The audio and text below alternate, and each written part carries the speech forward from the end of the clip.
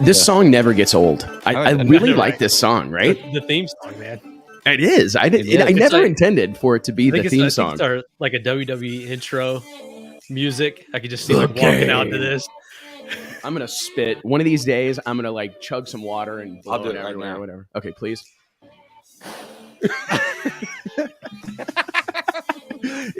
The music really works, man. I'm a big fan of it. I'm a big fan. Yeah, First of all, do that when they walk into work every day.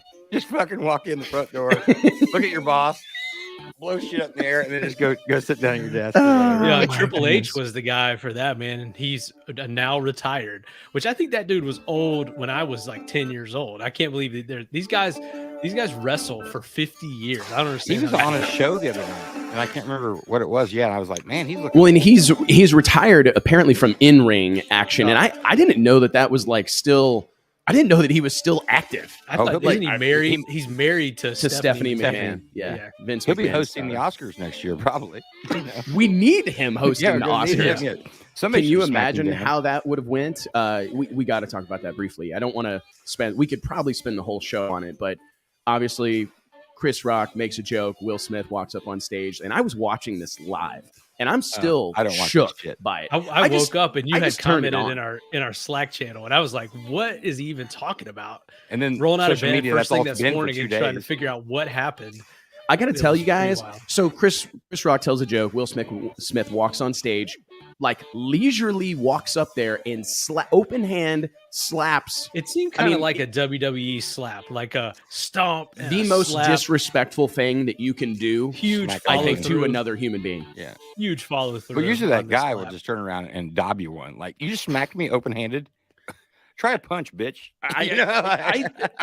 I'm still shook by it. Like, I really am. Like, this is wild. Where we're at right now. And like all the controversy about whether it's real or fake and the apology and is this some sort of social experiment? I don't know, man. I was just like, hey, it's Will's heel turn.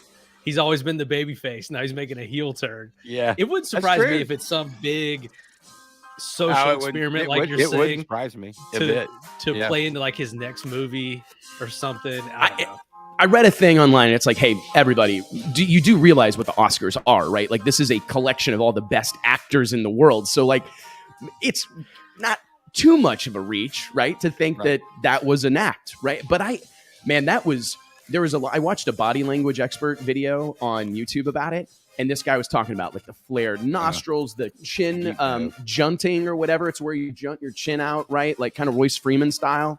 Yeah. You get mad and get your chin out there. Yeah. And Will Smith was going full Royce Freeman. Well, he's what it was. He's holding back tears because his like adrenaline was going when he sat down when he was screaming. Yeah, shaking. That's what I do to you, Wes, when you get on me at work. Right. Your name out my mouth. I literally I type it into Slack and then I delete it before I hit send. All right. It bothered me. Like, it really did, because you know who I'm mad for? It's Chris Rock. Like, Will Smith is not a victim. Like, Chris Rock is going to have to see that probably every day if you look for the rest of his life, dude. That is an inescapable moment. I looked at ticket prices or saw something about he's doing a show. Chris Rock is doing a live show in Boston this weekend or something. And tickets were like $100 a seat before that happened. Now they're like $1,000 a seat, $1,200 a seat. So tell me he's gonna make it work. He's gonna make it's gonna work out. I don't feel bad for anybody in that room, I guess, but because anybody on the planet would trade places with most of them, right? I mean, they're all very well-to-do and whatnot, but that just seemed like a really, really, really suspect moment and a real people are going crazy, man. It's time. Like, let's go outside. Let's go to some drag races. Let's get these masks off. Let's do all these things, because people are clearly going bananas. JT, let's roll the tape and get this show started. Yeah, let's sleep around and then get. Here we go. Deep dive into the Chris Rock drama. We spent like 10 minutes too long on that. Let's get the show started. Yeah, let's get this thing started.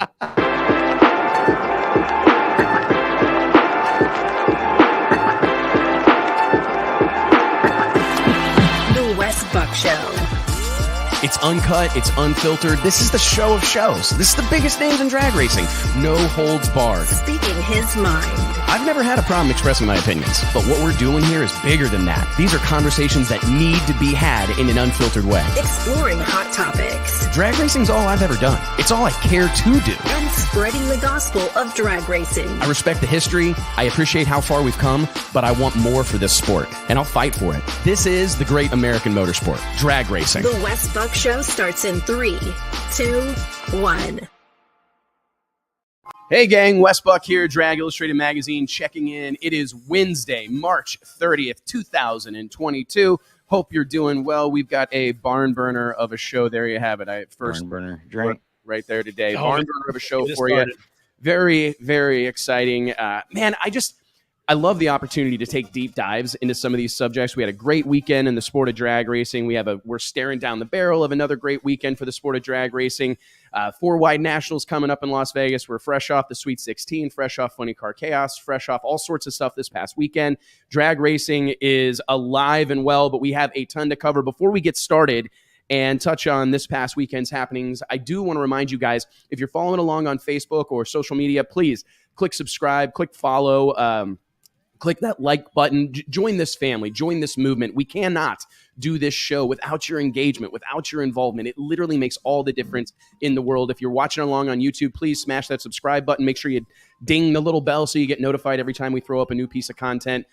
We've got a ton, like I said, to cover today, and I want to really get started just talking about this past weekend's events. JT, I know you've got a little bit of like a bulleted list of all we did because we had quite a bit of stuff going on last weekend. We also had the 5th annual running of the Sweet 16 5.0. It's hard to believe they've been doing that deal for 5 years, right? And what's your thoughts on that, Wes? 5 years of no spectators.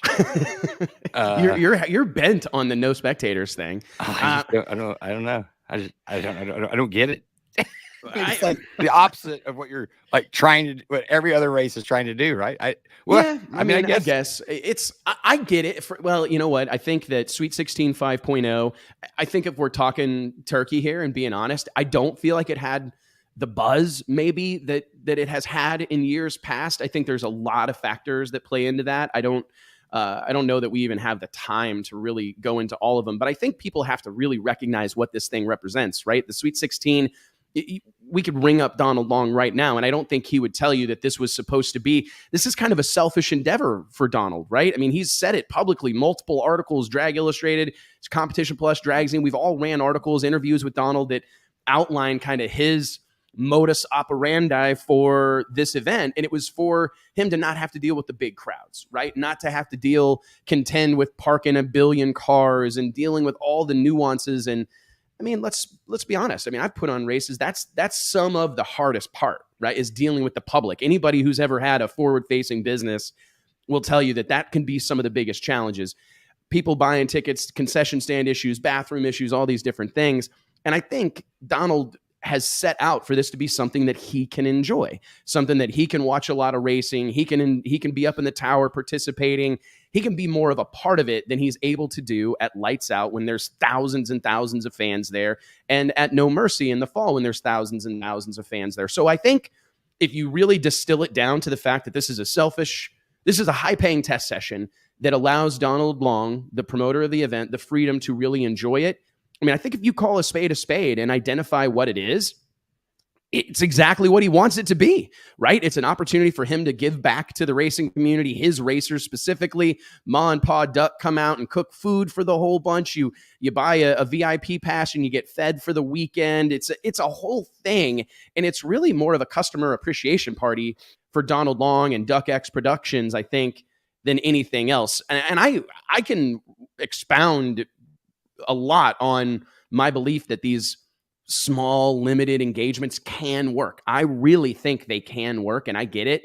But, I mean, all the stuff you saw on social media was, why not just kick the doors open and let all these fans in? I don't know, Mike, I know that you've got strong opinions on it. Do you? When we can probably debate this one for a hot minute.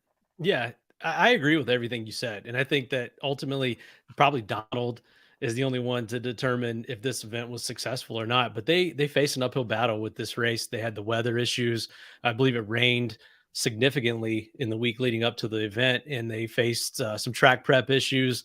And again, these radial races are based in large part around extreme track prep. So any imperfection or unexpected trouble with the track will put a damper on the event. And I even saw Donald himself posting about this, sort of apologizing and being really transparent about the situation. And I think that was well appreciated. I just think that there's a saturation of events at this time of year. And I think that the radial series that he's fired up for this year, I'm curious to see how this Sweet 16 interacts with that. And I think that when you had lights out, you had Sweet 16, and then you pretty much are off for the whole year until the end of the year and go into No Mercy, then maybe it fit a little better. But I think with this series coming up, it may be just overexposure, as we say, to some of this stuff. The other thing is, I thought back to how it's presented, and when it initially started, it paid $101,000 to win, correct? Yep, and also it was a pay-per-view event on the FOTE or whatever, or on some kind of different platform before Flow Racing. And now that it's on Flow Racing, I wonder if it's included in everyone's package that they pay for the year. If it's great that it's reaching more people via Flow Racing as part of their package and one of the marquee events of it. But I think the people that attended, they knew that they were paying a premium to be one of the 500 people or whatever that were let in. And then if you were buying a pay-per-view, it was also like an exclusive thing that you were watching remotely. How much of the value of that $500 ticket is rooted in exclusivity? Right. I mean, the only way I'm paying that money is if no one else. I mean, don't get me wrong. Like I would pay $500 or whatever for like a ticket to the Super Bowl or like some big sporting event. So I'm not saying it's out of the realm of reason to pay $500 to go to a drag race. I don't, but I think that's got to be some of the most expensive tickets in the history of drag racing, right? I mean, if you think about it, because then you're the guy that's going to be able to say, you know, I was there. I mean, and I first one and being at the first one, you know, and you're saying, oh, so and so just beat so and so, you know, on a text group or something or social media or whatever it is, you know, because you're there, you paid the $500. But now you know what? Everybody blowing it up at home because they're watching it on Flow for free, it's changed. That's the point of what I was saying, is that it's already morphed into something pretty different from what it started at 4 or 5 years ago. Agreed. And I think that's the funny thing. In drag racing, we're bad about this, right? Yeah. We have a real penchant for wanting to have our cake and eat it too, right? And I think that you got to commit. And I'm not saying there's anybody involved not committed, but my opinion is that if you're going to do the limited engagement, you're going to do the VIP experience, you're going to do the $500, I think you got to go all in on it. And the only people that see this deal unfold are the people that are here, you know, or that buy the pay-per-view. I think you've got to double, triple, quadruple down on the exclusivity. And I would almost think like commit to the 16 car thing. It is called the Sweet 16. They qualify 32 cars. I mean, I think that's a question. That's a little bit of an odd thing for me. So I think that you've got to quadruple down on the exclusivity and really just go all in on that. But we're talking about two different things, right? Because we're talking about an underground drag racing version of Fight Club, right? Which I think sounds super exciting. Like I could get really different, right? But that's different than what Donald's doing. Donald's having a customer appreciation party, right? And I think that there's room for both, but they can't be both, right? I mean, you can do one or the other. I think you can have a customer appreciation party where you welcome everybody in and you wine and dine them and you show them a good time and you let them race for good money. That's one thing, but it's not going to have the buzz and the energy and the excitement that an underground cage fight's going to have. Right. I mean, I agree. Yeah. I think we're asking for a customer appreciation party to be the biggest happening in drag racing. And it's just not. That's not going to work. I mean, we've actually had some experience with this, don't you think? The Drag Illustrated After Hours party at PRI, year 1 and year 2, we tried hard to make that a customer appreciation party. It started literally as that for the first that's how hour, it started. And then, that was our idea for behind the whole event, was to have it kind of start as a cocktail hour where we get some FaceTime with some of our best partners and supporters, and then morph into a party. But we quickly realized that ain't gonna work. No, Well, and it was hard to get people excited about. You know, half the problem though, as well, was like the door. Okay, well, the customer appreciation was an hour before the party started, right?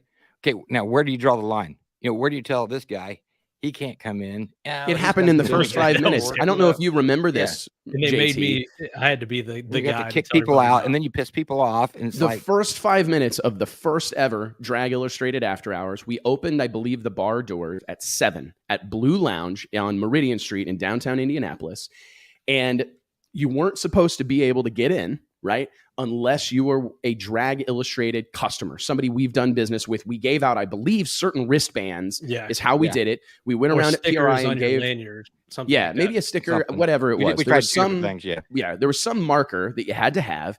And that was built for all of our sponsors and everybody that we've had a meaningful business relationship with over the years at various times. And we're doing business with like hundreds of companies within this space. And we thought it would be a great opportunity. Everybody's in Indy. So let's give everybody a cocktail or two on us, right? It was an open bar. And I remember, JT, you go to the door and there was some commotion over there. Not commotion like in a negative way, but there was like a crowd gathering outside the door. JT goes over there and guess who's there? Farm Truck and Asian. And this is a few years into the Street Outlaws kind of insanity probably that has happened. 3, I'd say. Yeah, season like 2 or 3. And JT looks at me and it's like, I can't tell them. I mean, they're not our customers, but do you really want to run them off? You want to tell them to come back in an hour? And I didn't really want them to stand outside with with everybody, because everybody's like, "You're not a real drag racer." We're gonna have a fight, So we realized very early on that we were going to have to pick a path. The DI After Hours was either going to have to be a customer appreciation deal that we needed to get out of a nightclub, get to a restaurant, get to a ballroom, move it, relocate it, or we need to go all in on the party. And people don't get excited about customer appreciation hours. People get excited about a party. And I mean, and that's what so many drag races are. So I think the lesson or the takeaway from the whole deal is, if this is a format that he's going to stick to, I think we just have to recognize it for what it is. It would be easy to get excited, to me, about a big money buy-in underground shootout that you have to be there to see unfold. I mean, I will tell you, it would directly impact my decision-making. And I think I can speak for this whole group here.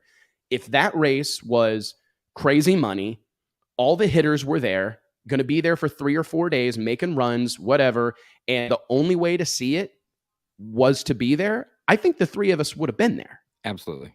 I really, truly, in my heart of hearts, believe that we wouldn't have missed it for the world. But using ourselves as an example, being that we can watch it on Flow, right? We're huge fans of Flow Racing and the service they provide the sport. It was pretty easy to make the decision to stay home, right? Because, I mean, for me, this is something that this is a very new experience for me, to have so many options. Like, there was a huge shootout going on at Extreme Raceway Park, an hour and 15 minutes from my house. The Funny Car Chaos Classic was going on an hour from my house. Like, I had options. I could stay local, sleep in my own bed, and see some big time drag racing. So it was a challenging deal for me. Speaking of that, Big Jake, Jacob Harper had the March Mania 2 grudge race at Extreme Raceway Park, and it was packed. I mean, I was packed, and I saw he posted something on social media, like, everybody was telling him, do not schedule a race on top of Duck's race, but he did, and he packed the house. And with Funny Car Chaos going on right down the road. 15 minutes down the road. I'm impressed with XRP so far to start the year. I mean, this is a facility that we've known about a little bit, but have become much more familiar with now that you're right there pretty much in the backyard. What are they doing over there that make this deal so successful, Wes? Well, you know what? We're gonna talk about this a little later in the show, but I think we can kind of start at it, is what they're doing. And yeah, huge shout out to Big Jake, right? What was that event called? I wrote it down somewhere. Big Jake's March Mania grudge race. 2. Yeah, March Mania 2. It would look like a capacity crowd, man. And I think the success of that event, while Funny Car Chaos is 15 minutes down the road also being successful, and while Sweet 16 5.0 is going on in Valdosta, Georgia, and also being successful amidst a plethora of other races that took place this past weekend. My takeaway on that is just that drag racing is is strong, man. And I hope that it serves as a reminder that there really is enough to go around. Drag racing for a long time, in my opinion, has suffered from this scarcity mentality. People are oftentimes a little bit, especially from the promoter capacity, it's very competitive, and understandably so. Everybody wants to be the big dog. Everybody wants to be the needle mover. But it really says to me that there's enough to go around. There's enough race fans to go around. There's enough interest to go around. There's enough racers to go around. Now, can we stack 10 pro mod races on top of one another on a same weekend? No. And we've seen how that doesn't work on a multitude of occasions. But when you're talking about all these different walks of the drag racing life, I mean, Big Jake's March Mania 2 at XRP, it was a big grudge race, right? You got Sweet 16 going on Valdosta, a radial tire event. There's obviously some crossover there. I don't think Jake would have won to go head-to-head with Lights Out or No Mercy. I think that this one kind of made sense. I think this was a doable deal. But Funny Car Chaos attracts a totally different crowd. It's a much more, I mean, I'm an example of it myself. I'm not necessarily a nitro guy. I grew up going to door slammer drag races, going to pro stock races, going to pro mod races, walking the pro stock pits with my dad. Like, that was door slammer drag racing in general is what has always spoken to me, and it's always been my thing. Not that I don't have respect and admiration and appreciation. I love the show that is nitro racing, but it's not my main thing. So it's cool to me that there's enough race fans and there's enough kind of nuances to this community that many of us can be served right within a 100-mile radius or whatever. It's kind of amazing. I think that's what it is that there's so much diversity and there's enough to go around. And I think it comes down to the show. I mean, I think it comes down to the quality of the show. And you're talking about those races you grew up watching. I think that you were just attracted to the hype or the excitement and the stars and who's going to be there. And I think that that's what's driving a lot of this too. Each one of these events that we've talked about so far had that in spades. So you went to Funny Car Chaos. Tell us about that. I mean, talk about a show or something that a lot of people were looking forward to. Would they have 57 cars on the official qualifying sheet for the? Yeah, I mean, I think it was like over 60, right? But yeah, I think there was some issues, I think, with some of the cars specifically, and I don't know how much of this we can talk about publicly. I didn't really get permission. I probably should have asked beforehand, but I know there was some issue with like some licensing issues where the A-Fuel funny cars that everybody was very excited to see, I believe they were notified prior to the event that they could test, but they couldn't participate in competition because there's not apparently an A-Fuel funny car license that these drivers could have or could acquire. So it's a little bit of a conundrum. I'm anxious to see how that is all fleshed out. But yeah, I went out Friday night. The weather, how much difference does the weather make for a drag race? I mean, it's almost the most important thing. It really is. Yeah. Sure, right? You know what I mean? Like Tyler Cross, though, would agree with you on that. Right. I mean, obviously it can't be raining. The weatherman is struck again, having to change. You got to feel for him. You have to feel for him. It's really tough. And I mean, especially when you're working against, I mean, I feel bad for, my heart goes out to every race promoter because you're just basically living and dying by the local meteorologist. If that guy says there's rain in the forecast, whether there is or not, you've got a problem, and you're going to have to counteract that some way. And it's so difficult to do at Orlando. And a little bit at Denver, but in Orlando, I can remember sitting there with, in the war room, making the decision whether we were going to run that Friday night or not. And it was cool, whatever, but it wasn't raining, but the weather sure as hell said it was going to rain. And so we're facing a decision there. But how was the weather at Funny Car Man, Chaos? It's spectacular, dude. It was kind of cool, right? Asked. Was it? Yeah, it was a little of an evening. It got a little little brisk. Friday night, it got a little brisk. Friday during the day, though, just stunning, spectacularly beautiful, incredible weather. We've been crushing it down here in North Texas the last couple weeks or days. Funny Car Chaos, the classic. Chris Graves, Tara Graves. What can you say about these guys? We've known Chris Graves for a long time. Max Cackle Photography. I think I bumped into Chris for like the first time in maybe 2006, around this time, March of 2006, maybe. And to see the escalation of his passion and his hobby and his now career. He started out doing this for fun, shooting photos. He toured around with Mitch King and some of the IHRA heavy hitters back in the day. We've been running his photos for a long time. We've been running his photos since 2006, man. Racing review section in the back of the magazine for the longtime fans that have been getting it, where we would kind of summarize and cover a lot of these smaller regional events that were going on, they were just, I can always remember those were just Chris Graves photo, Max Cackle filled photography. with Max Cackle photography. Yeah. And Max Cackle is Max Cackle. I mean, like he's hit this has to be, God like only Bubba knows Smooth, what's right? next for this old boy, but he's got something going down here. I got to be honest. I was blown away. So Friday night, I roll up to the track and there's a lot of race cars there. I was massively impressed by it. The fanfare was impressive. I mean, we're not talking like a national event crowd or anything, but a healthy crowd for a Friday, Saturday night kind of outlaw drag race. And I mean, I had friends that flew in from Phoenix. I mean, people traveled across the country, bought plane tickets. There was a guy we bumped into that was from Sweden, right? That was over here taking in the 60-car shootout, Nitro Funny Car shootout. And I don't know, there's a lot of pieces to this, the success, in my opinion, of this event in the Funny Cars Chaos series as a whole. First and foremost, I think that Chris Graves, his wife, Tara, and congrats to those two, just had a baby a week or so ago, maybe 2 weeks ago, brand new parents. Congratulations. But they really embody the customer service expectations that exist in 2022, right? We're all used to being able to, return something to Amazon at no cost. They pay the postage, they pay us back before we get, people's expectations, customer service wise, I will return something to Amazon in a heartbeat. Yeah, right. I mean, and don't even think twice about it, right? We basically have a shipping and return department at our house between me and my wife, man. We need like our own little depot. They used to just give you everything, didn't they, Mike? Yeah. At times they would. Yeah, sometimes I would test them easier to see what they would let me keep. Sometimes, depending on the value of it, it'd be like, nah, bro, you just keep that one. But don't even bother sending that back. Don't even bother sending it back. We're gonna credit your card and call it a day. But that's what people expect. Credit my card and call it a day, right? That's the expectation I think that exists these days. And that's hard in kind of a service-oriented business.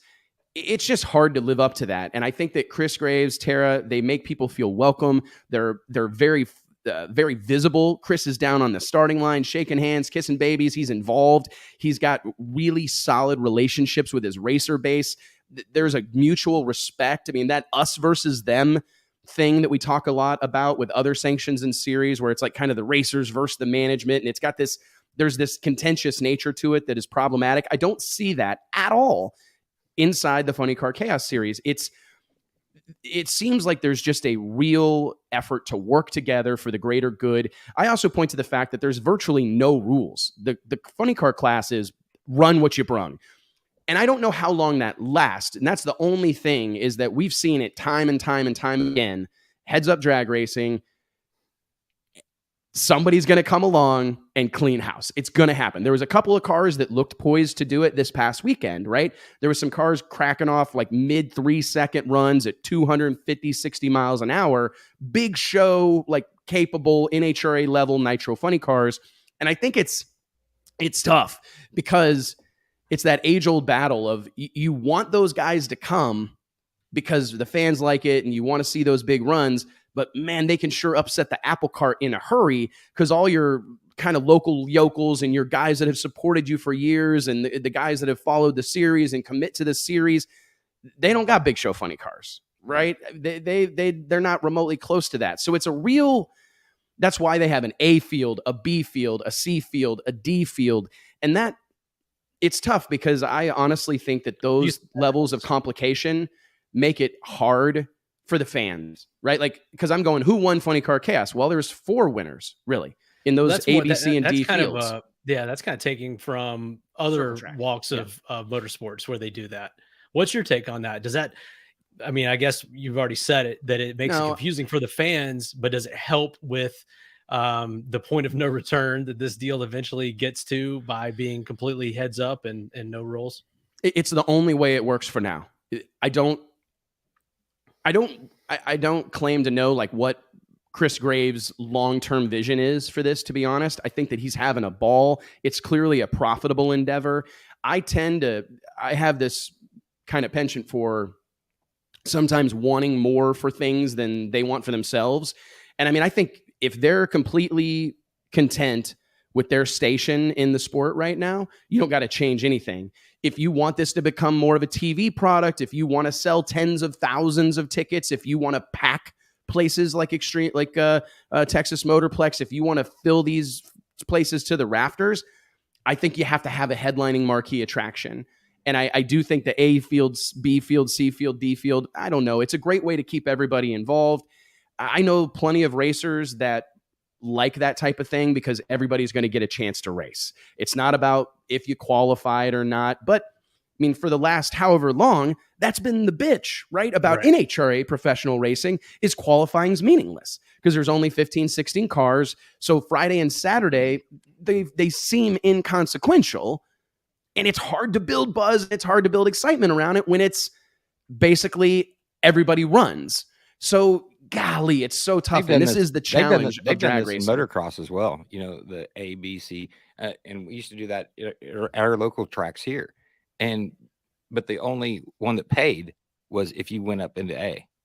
You know, it was trophies for everybody else. Right. And nobody showed up to watch you race in the lower classes. You know, it was all about that top class. That's the guys that are getting paid. That's the guys that are taking it serious. And I mean, I guess it kind of works for that, but I don't know how it'd work for this. I think it's interesting, and we could probably spend the next 15 hours breaking this down because it's super nuanced. I've used this phrase for a long time that drag racing suffers from having too many winners. I look at NHRA specifically, and if I'm the Fort Worth news station and I'm tasked with reporting who won the NHRA Fall Nationals this past weekend at Texas Motorplex, it's a mouthful, right? I got 5-6 classes, right? I got, Steve Torrance won Top Fuel, Matt Hagan won Funny Car, Erica Enders won Pro Stock, Angie Smith won Pro Stock Motorcycle, Stevie Jackson won Pro Mod. I mean, you don't have the time to say that.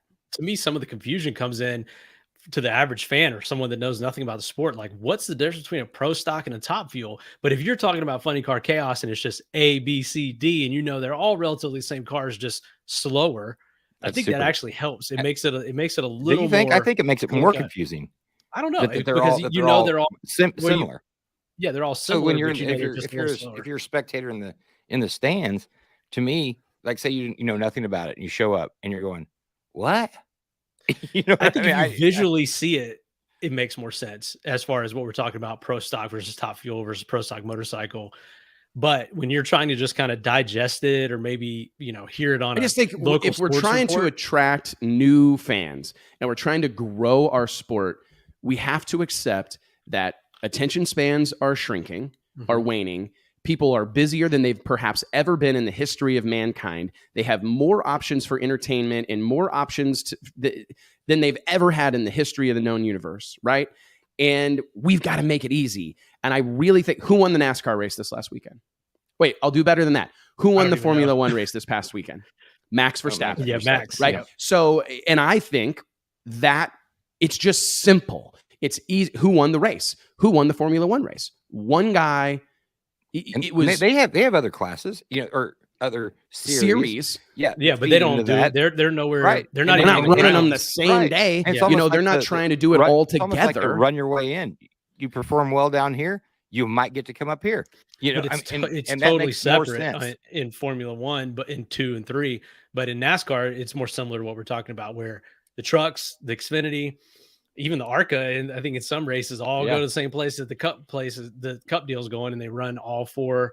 But when someone asks you who won the NASCAR race, they're not talking about the truck series. They're not talking about whatever. They're talking about who won the NASCAR race. And I think that simplicity has served them well. It's singular. It serves a ton of purposes, right? I mean, it makes it easier to cover for all the media. It makes it your attention. You're just able to narrow your focus a little bit. We actually heard during a press conference a couple weeks ago, one of the things that I heard from, and I mess up his name all the time.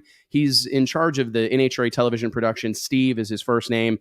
I'm not going to butcher his last name, but he was actually asked a question during the NHRA's press conference leading up to the NHRA All-Star call-out deal down in Gainesville. The NHRA's kind of return to these shootout style events, race within race events. And what he said that he, from a production standpoint, was most excited about was having a narrower focus. It was the first time in his tenure as an NHRA production lead, to focus on 8 drivers. Like, instead of having to focus on 16 in Top Fuel, 16 in Funny Cars, 16 in Pro Stock, 16 in Bike, blah, blah, blah, blah, blah, they were able to talk about 8 specific individuals, 8 specific race cars, and develop storylines and content around them. And that, to me, is the point I'm trying to make, is that it just gets easier to sell it. It's more sellable. It's easier to create sizzle. It's easier to do when the field is smaller and when there's a clear-cut marquee. I don't want to backtrack, but who won Sweet 16? There's a bunch of classes there, but I think that the bulk of the attention goes to Radial versus the World. Like, it's no secret that that's the headlining category, and most people probably only know who won, unless you're a hardcore, which we admittedly are, or you're a pretty serious enthusiast. You likely only know that Jason Lee won Radial versus the World. You know that. You know that singular thing. You probably don't know who won every other category that was contested this past weekend in Valdosta. So I don't know the long-term plan for Funny Car Chaos, but he's clearly got lightning in a bottle. There is massive. I take stock of weird things that are often tangible, but I sat in the grandstands Friday night and watched an entire round of qualifying.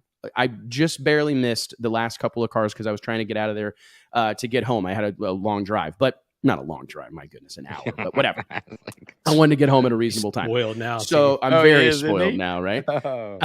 So anyways, I'm sitting there and I couldn't, the enthusiasm amongst the crowd was palpable. Like, there was an energy in the house that felt good. People are having fun, and I felt that amongst the racers. You go through the pits, even guys that were not running well or their car broke were having fun. There's a real community that has been created there inside the Funny Car Chaos world.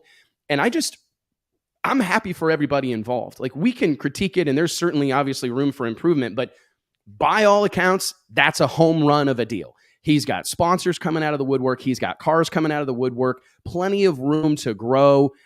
How they kind of get their arms around the whole thing and what the future holds, I don't know, but it's a hell of a strong event with a hell of a bright future, in my opinion, that is serving a lot of purposes. And it goes back to what we talk about so many times. You know who I bumped into? You'll love this. Camp Stanley, a pro mod door slammer drag racing icon, was down there tuning on a blown alcohol deal. And I bumped into him, and the first thing he said to me was, "Man, this is fun. This is fun."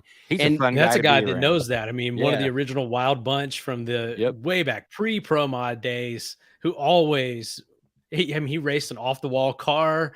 He likes to have fun. He's known for the margaritas. He shipped tequila and his mix to the Motorplex so that it would be there right? And he would be able to make cocktails, you know? So he's an absolute legend. He's traveled the world tuning race cars, racing. He's been on the cover of Drag Illustrated magazine, and he's an all-round wonderful human being. But he looked at me and he said, "Man, this is people doing this for all the right reasons. It's not about crazy sponsorships. It's not about big money. It's about having fun with your friends, spending time around like-minded people." And this just, it reiterates what we say all the time. At their core, every one of these drag races are social happenings. And the more you can make them social happenings, the more you can lean into that with whatever it is, music and beer gardens and whatever, ice cream socials for the kid, whatever angle you want to take, the more you can embrace that, the better. And I think the most important thing, Sporty Bandamere told this about the World Series of Pro Mod. He told this about how they measure everything at Bandamere Speedway, which I think I can safely say is one of the best run racetracks on the planet Earth. Yep. They measure everything with a simple question. Did you have fun this weekend? That's what they ask people. Not, did your car run good? How many rounds did you go? Not congrats on qualifying number one. Did you have fun this weekend? And that's probably the most important, KPI, right? Key performance indicator. The most important indicator, the most important KPI for any race promoter is whether or not the people that came had fun. And I'm telling you right now, to kind of bookend the Funny Car Chaos subject, People had fun this past weekend. And I do want to say our heart goes out to Ken Singleton, his family, his wife, everybody involved with that team. A really scary, tragic fire took place Friday night. I missed it. I literally, they were one of the last pairs of cars to run. There was an oil down. I saw it as an opportunity to go see everybody in the Champions Club, some of the Texas Motorplex brass, and shake some hands and have some conversations before I got out of there. And I missed that. And to be honest with you, I'm glad that I did. Nobody wants to see that type of stuff happen. A very scary fire. I had multiple people calling me and texting me saying it was one of the scariest fires they've ever seen. And I'm just, our heart goes out to Ken Singleton and his family, and we wish them nothing but the best. We'll keep them in our thoughts and prayers today. So okay, yeah, thanks for the. I don't have a ton of updates on that, and maybe we can follow up with a story on dragillustrated.com in the coming days. But man, we're thinking about you, Ken.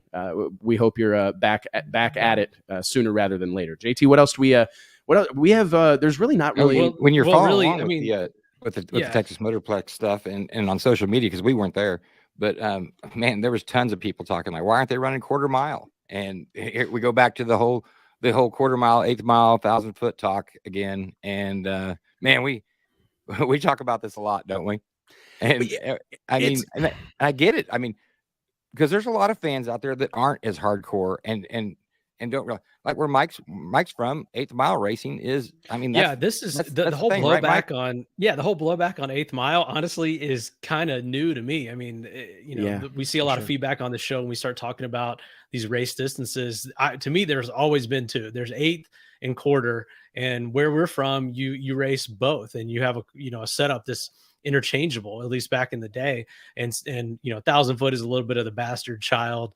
But as time goes on, we're accepting it. But the race distances are quite a controversy. And I think in some of these, to me, the funny car chaos thing, the reason why you saw some of the blowback on that is because that is Nitro Funny Cars race to the quarter mile. And that's a Southern California old school from the origination of the sport that these things race quarter mile. So we've really only got one measuring stick to go by when it comes to those classes. Or that class. So running an eighth mile probably did seem a little bit odd to these guys, but I'm sure what's your take on it, Wes? I mean, there's obvious rationale for doing it. And in today's times, especially with the performance of these cars, but what did you see besides what we saw on social media? What did you see at the track or here at the track? You said you were up there in the stands with the fans. Did you hear any of that there? I actually literally turned around and started asking people because I was seeing it on social media. Like I was pulling up, I was actually checking to see how our live stream was performing. For those that don't know, that we have a partnership with Flow Racing, and they were broadcasting a free preview of Funny Car Chaos on the Drag Illustrated page. And I just pulled it up to see like how the numbers were doing. And I wanted to watch along and look at the broadcast for a minute. So I was sitting in the stands and I just kept seeing these comments are like, the only thing wrong is they're not running quarter mile. And I thought, man, are people really that hung up on this? It surprised me a little bit because let's talk about the fact there's 60 freaking funny cars here, right? I mean, there's Al Hoffman's son is here. Like there's all these storylines that we could be talking about, but somehow, some way we find a way to tear it down or we find a way to beat on it. And it basically focused on the fact that they're racing eighth mile. So I started turning around and asking friends and asking people in the stands, like, some of the first people I asked, Frank and Fran from Phoenix, Arizona, West Coast guys, right? I said, what do you guys make of, are you turned off, turned on by the quarter mile versus eighth mile thing? Are you passionate? Does this one way or the other, does this event mean less to you because it's eighth mile versus quarter mile? What's your take? And they both looked at me as just like passionate drag racing fans that don't necessarily have a really crazy technical understanding of what's going on. They're like, whatever. We want to see some header flames and some close drag racing and loud cars and some big burnouts, and we don't really care. But then I talked to some other guys, older gentlemen, who's probably in, I would say, his early 70s. He looked at me, he's like, yeah, it's the only thing wrong with this deal. They need to be running them things to the scoreboards. He literally said, I didn't know they were going to race half track. Right. And I'm like, it's crushing when you hear them say half track, right? Half track is a little bit of a punch in the stomach. I'm a little bit torn on this, but I can't disagree with the second gentleman there that had that feeling because of the venue. And that's a venue where the stands go all the way to the end. I mean, we want to see them fit in the venue. Tell me that race, if they're doing the same show at Eddyville Raceway, this is not a completely different. Do you remember mentality. it was bananas, the reaction to Scott Palmer making that low 3-second run last year at Eddyville Raceway Park in Southeast Iowa, right? Because it's a nitty gritty 8th mile drag strip. And my hot take on quarter mile versus 8th mile versus 1,000 foot. And I'm going to lean into what you said, Mike, the bastard child distance being 1,000 foot. That's the newest one. We're going to call it that from now on. Yeah, it's it is. My hot take on it is there's room for all of it. I know I wrote an article in the magazine. Just not at the same time. No, not at the same time. But 100 years ago, that much like NASCAR has short track like Bristol, right? That they make special by running them at night or running them on dirt or whatever, right? Then you've got super speedways, Talladega, right? Where we're going 200 miles an hour, whatever you want to call it. And we've got road courses that also serve a purpose, and everybody kind of shines in a different place, right? I mean, I think that could work. I think that it has a lot to do with the venue. Like, you can't run, in my opinion, and this is different things. I have a different opinion for like funny car chaos. With the venue, man. Think about it. Like, it is all about the venue. What you just said about NASCAR and everything. If you went to Daytona and then they just used like some small circle track on the infield, and you're like, guys, this is Daytona. It's a 2.5 mile course, and you're down there in the middle. We can't even see you or whatever. And so it's all, but yet that same performance at Bristol is like, holy shit, this is incredible. Dion just messaged me like, think about going to an NBA game and you show up and then they play 5-on-5 half court. I really think that's a great. Similar, but it is like man. The fans. But if you knew that going in and you were like, I got to get my seats down here on this side where they're playing, that's a different thing. If you're unaware and you're just like on the other end of the court and they're way down there at the end, I've seen this actually. We're talking about the Final Four. I remember back in the day, the Final Four, or even probably recently, would be played at like the Alamo Dome in San Antonio. And this is this massive multi-use facility, and you've got a basketball game going on, and it's like they're using a quarter of the facility for it, and there's this whole dark area, and it just looks weird. Even the players said that their shooting was off because the distance to the behind the goal to like the wall or whatever. So it's one of the biggest sports weekends in basketball, and we're presenting it in this, not too big of an arena. I think that the venue makes all the difference. You see it with musical acts all the time, right? Like the stage setup is different when they're doing a show at a nightclub or, a small auditorium versus a massive arena, right? Or an outdoor amphitheater. So, I mean, I'm telling you, when the Midwest Drag Racing Series introduced Top Alcohol Funny Car, whatever that was, a year or so ago, 2 years ago, I went to the first ever race, I believe it was, at first ever Top Alcohol Funny Car race they had at Midwest at Extreme Raceway Park, the aforementioned awesome 8th mile drag racing facility right here outside of Dallas and Ferris, Texas. And when they cranked up those 2 alcohol funny cars and they did burnouts and they backed up and they started revving them things up, getting ready to swap feet, you'd have thought Jesus was coming. I mean, I'm telling you, I've got goosebumps. Again, I mean, it gave me, I was in the tower, and you'd have thought the stands are close to the track and the tower's close to the track, and them things are 6,000-7,000 RPM, blah, blah, blah, blah, fumes everywhere. And that's what it's about, man. This is badass. But you take those exact 2 cars. I don't know who it was. I think it was like Sean Bellemere and Annie Whiteley. You take those exact 2 cars and you go run them 8th mile at the Motorplex, 15 minutes away. Totally different experience. It smacks of sportsman racing or whatever. Like, it's just a totally different thing. So I do think that promoters have to at least consider that. But there's so many things that go into it, because a lot of the time I've had this conversation with Tyler Crossnow and the gang at PDRA. I think some of their events would really work well at smaller venues, but the smaller venues can't house them. The smaller venues can't house 400 or 500 race cars or whatever the case may be. And they don't have, and the track surface is not what there are very few A-level 8th mile facilities. Like Galot comes to mind. Got the stands, got the tower, got all the parking you could ever want, and a badass 8th mile surface. That's perfect. But then to get that surface and those accommodations, you basically got to go quarter mile. I mean, we saw this at the start of the ADRL. Remember, we used to go to Huntsville, Hub City Dragway. I mean, have you ever even heard of Hub City Dragway? Yeah, man. And we're racing pro mods there. And then by the end of it, we're at ZMAX. We're at, St. Louis. We're at a lot of these mega facilities, right? Yeah. And I really think that if we are at all concerned or paying attention whatsoever to the entertainment value and user experience, right? The customer experience, I think you got to race 8th mile at 8th mile tracks, and you got to run quarter mile at quarter mile tracks. And if you can't run quarter mile, like Englishtown, obviously they've shut this place down. And this is actually a fairly good segue to the next conversation, or one of the next conversations. A+ segue. Thank you. I didn't even mean to do that. Actually, that was a pure accident. And I'm not quite done on this quarter mile, 8th mile, 1,000-foot thing, bastard length racing. So it's I'm gonna get called to the principal's office. We're gonna get in trouble on that deal. But I really think, whenever I think about Englishtown, that was probably my favorite racetrack in the country. There's an air about Old Bridge Township Raceway Park in New Jersey. I mean, it's just a incredible facility. Widest drag strip of all time. It's wide. I always you could said run that it was 16 wide on that thing. It was as wide as it was long. You know what? It's not total stretch, right? Because that's the whole issue that I was getting ready to talk about. First time we raced there, I didn't know where to stand after staging the car up. Like, damn, the wall's usually over here. I think I'm just going to lay down over here. There's a lot of room, bro.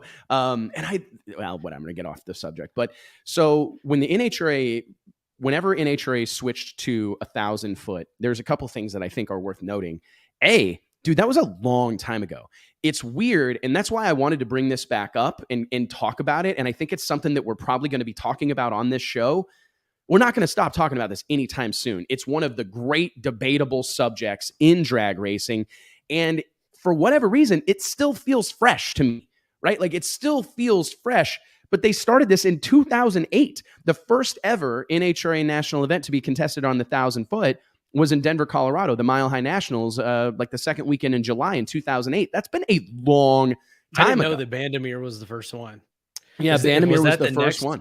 That was the next stop event after Englishtown. Yeah, that was the next stop after Englishtown. So Englishtown they made happens. That decision that quickly.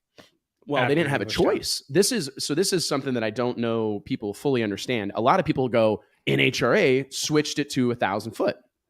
The racers demanded it. The professional racing organization, led by Kenny Bernstein at the time, they demanded it. They basically, and I didn't see any of the paperwork or any of the exchange. I wasn't on the phone, but the way it was explained to me and the way it was presented to me was the racers basically said, you either change from a quarter mile to 1,000-foot or we're not coming to Denver, period.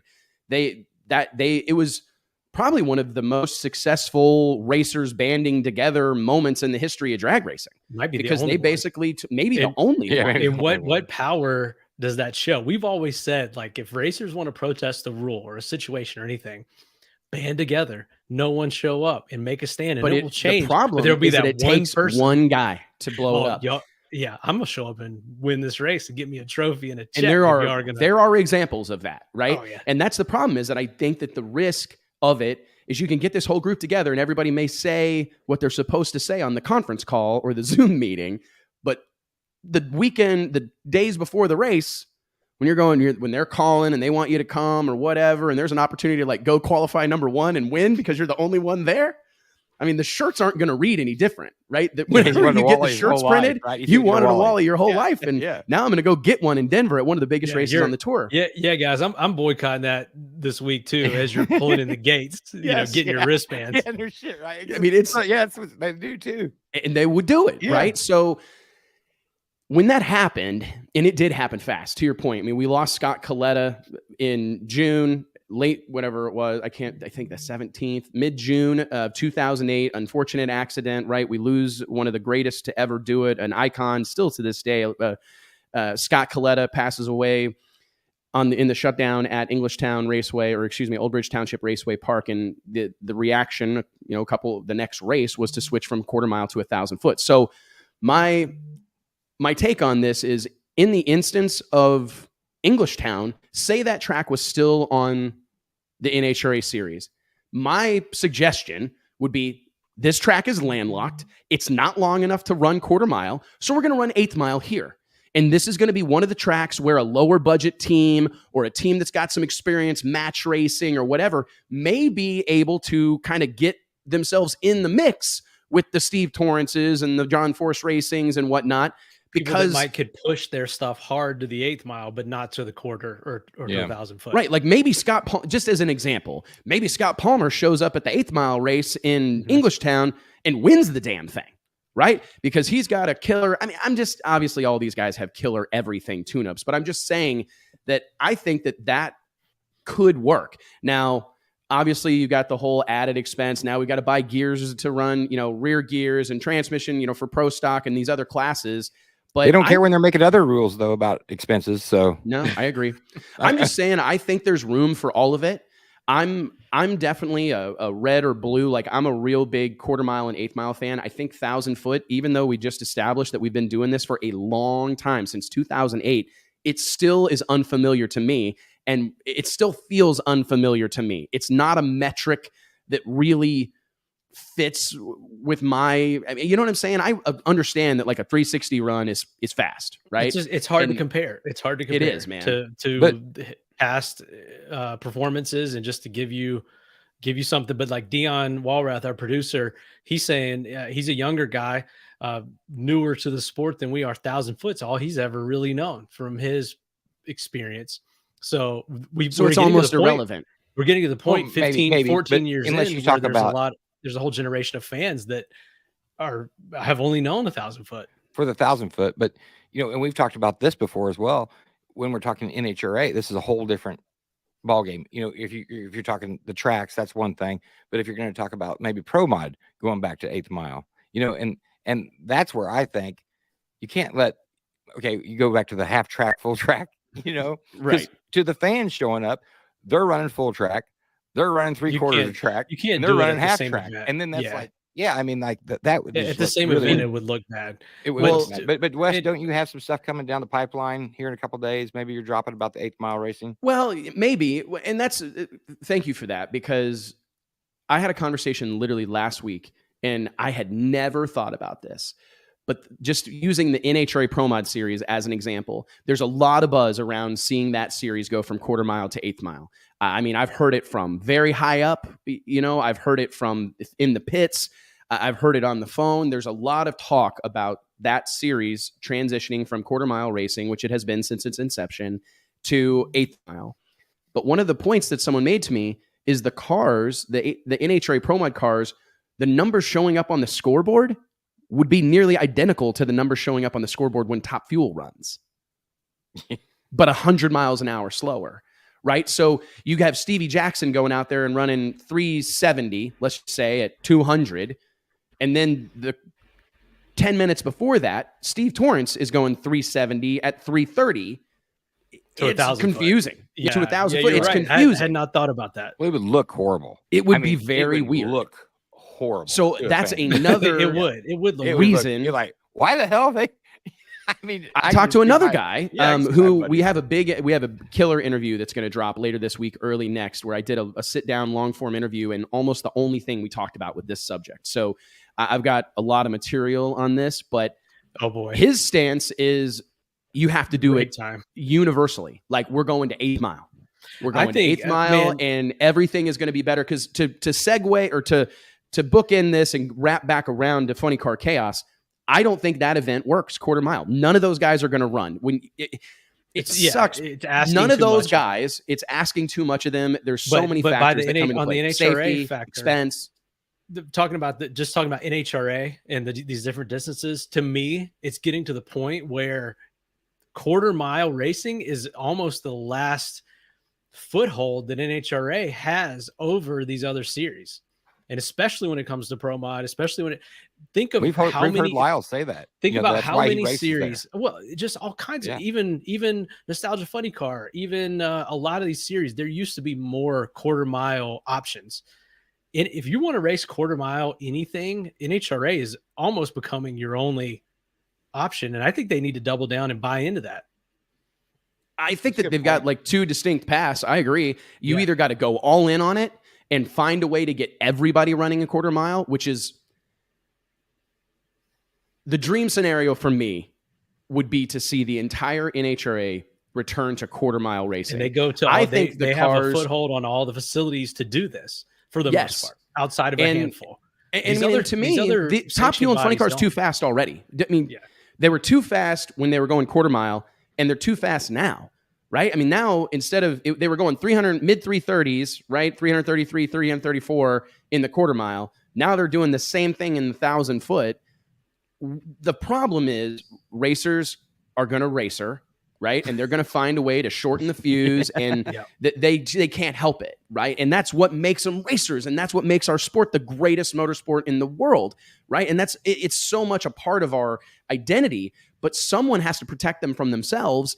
And I think that for me, I would rather see, it's like one of those classic deals where you got to take a step back to take a step forward. Is there going to be some pain and agony and some expense associated with slowing these cars down, whatever it is, different blowers, different fuel pumps, change into a single magneto? I don't know. I'm not near smart enough to figure out how to slow those cars down, but I am faithful and confident that there are people out there that could do it, that could slow these cars down via reduction in downforce, via reduction in, we've seen trying to slow them down via reduction of track prep was not well received, right? But I think that there is a way to slow these cars down where they're still impressive. They still got massive header flames. They're still running over 300 miles an hour, which I think is all that matters. I really think as long as it's 300 something, we're still the fastest motorsport. It's still a spectacle. They still make 10,000 horsepower. You can say all these things. We still have all of our marketing material that we've used and leaned on for years and years and years, for decades, if you will. But I truly believe that if you're gonna run one class quarter mile, you got to run them all quarter mile. It's so odd to me that it would literally, I could make a lot of analogies, and I won't bore you guys with them, but I agree with the thought of getting it all back to quarter mile, or finding a way to get everybody racing on the exact same distance. Because I hate to reuse again the Fast and Furious line, but this is everybody. The quarter mile's the metric, man. I mean, if you pick up an issue of Car and Driver, if you pick up an issue of Motor Trend, and they're reviewing a new vehicle, it doesn't say what the new Tesla's 1,000-foot clocking is. It says what it runs in the quarter mile. Everybody knows that distance. That is the universal ruler, right? That is the universal yardstick for car automotive performance. What's that bad boy? I mean, I think there's two metrics, 0 to 60 and quarter mile. Those are the automotive metrics that gearheads and hot rodders and performance car enthusiasts look to. And I think trying to retrain the world, the fact that we're still talking about 1,000-foot racing basically tells me all I need to know. We're struggling to accept it. We've accepted it begrudgingly, I think. And I know that a lot of racers have been very vocal that they don't support a return to quarter mile, but it's all rooted in safety and expense. And I just believe, I have a lot of faith in this. I mean, we're trying to go to Mars, right? There's wild shit happening in the world. We've got electric cars that are running 8s in the quarter mile. I mean, there's another example of the quarter mile being the metric.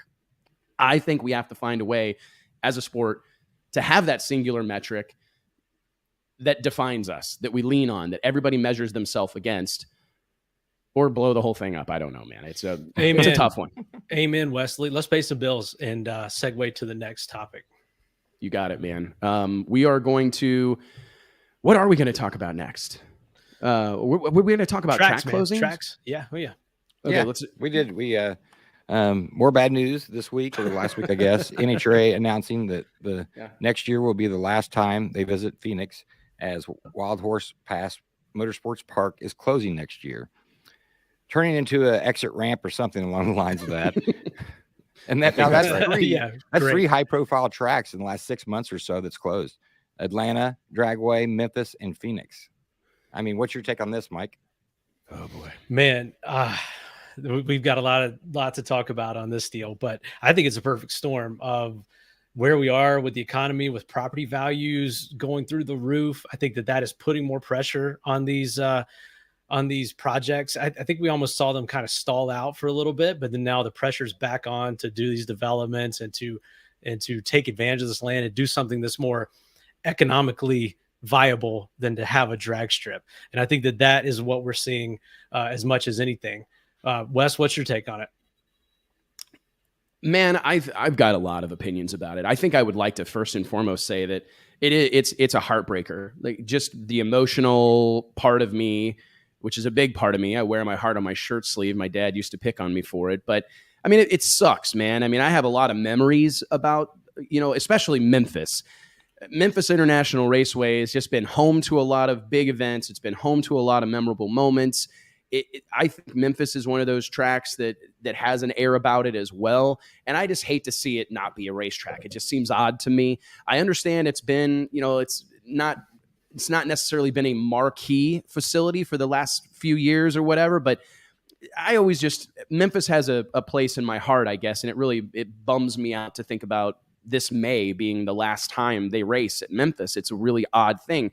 Atlanta Dragway, not totally shocked by that one, well outside in Commerce, Georgia, way more so than Atlanta, well outside the city, but a rapidly developing area. I think you're 100% right, Mike. Like that's just, you kind of see the writing on the wall down there the last few years. Like, you could see the housing developments and the apartment complexes encroaching on the facility. It doesn't shock me at all.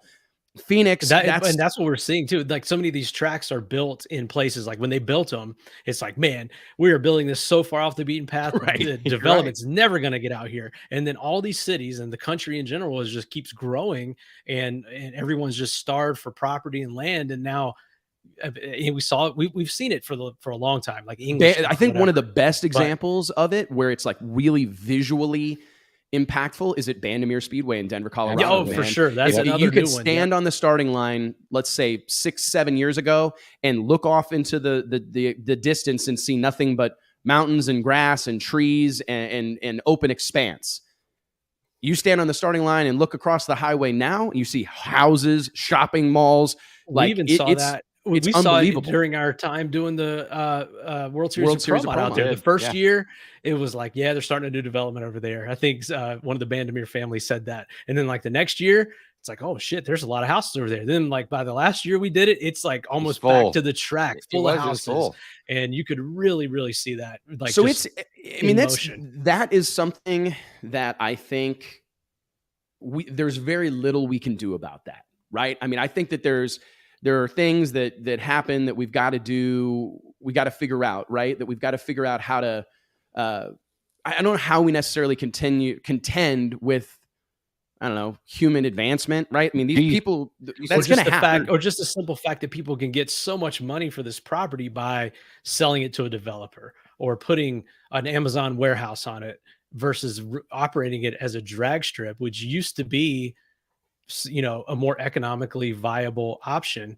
And I think that raises another good question: is will we see new tracks built? Will we continue to see people use large parcels of land for drag strips or motorsports facilities when there's such a demand for housing? There's such a demand, and the real estate right now is through the roof. I mean, like, JT's a real estate agent on top of his 200 other jobs and accreditations. He's also a real estate agent. If you guys need anything, hit him up. They hit me up. Here's the thing, though. I think that the problem is the motivation to keep the place a racetrack has to be there.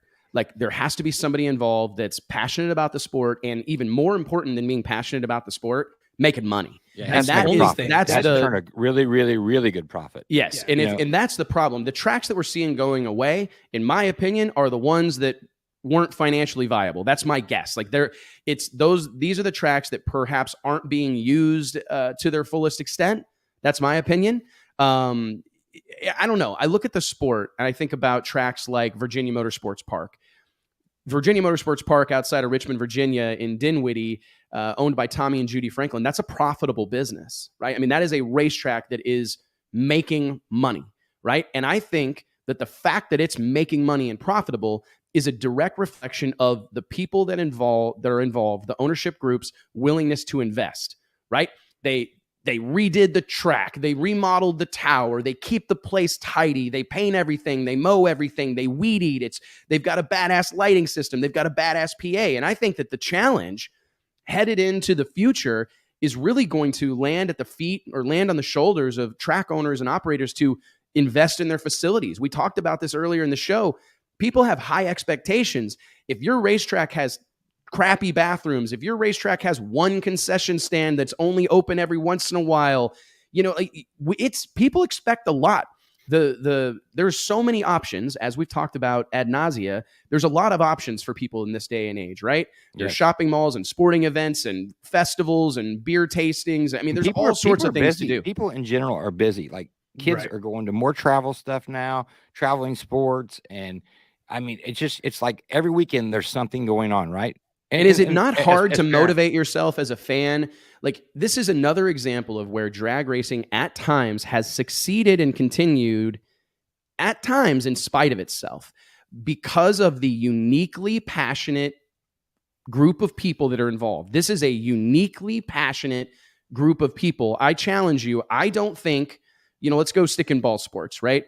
I don't think Kansas City Chiefs fans, no matter how passionate they are, would continue to go to Arrowhead by the tens of thousands every weekend if they were standing in urine in the bathrooms to go pee. Oh, right? We are at Arrowhead, baby. Well, yeah, but I mean, I just think that people have high expectations, dude. I mean, you go to American Airlines Center in Dallas, Texas for a Mavericks game. I mean, it's a from top to bottom, whether you're in the nosebleeds or courtside, it's a pretty high level bougie experience. Yeah, like and I just think that we went to, I've been pretty impressed with. I mean, I just think that that's the expectation in this day and age, and to go wait in a 10-mile long line while you're standing in gravel, door falling off of the I think this reminds me of a story. I think Billy Meyer told this on our show or in another article about that's really what spurred him to build Texas Motorplex was bathrooms. None of these facilities had enough bathrooms, and he kind of